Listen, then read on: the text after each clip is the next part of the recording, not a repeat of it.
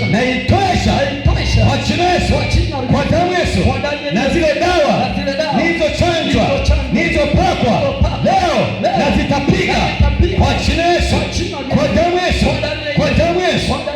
Haleluya, amen.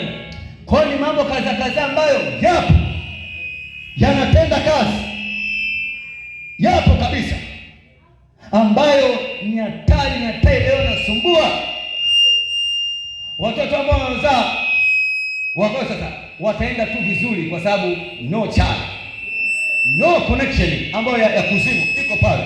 Ndio mtu anaenda anapiga tu hapa shangaa anapotoka tena, inapoje tena? Kumbe kuna damu ambayo mahali umeiacha pale, kuna damu ambayo ipo kwa mganga kienyeji inatenda kazi. Leo kwenye chupa tunapaswa kwa jina Yesu Kristo, kwenye tumbuli tunapaswa kwa damu ya kondoo, kwenye kibuyu tunapaswa kwa damu ya kondoo, mahali popote tunapaswa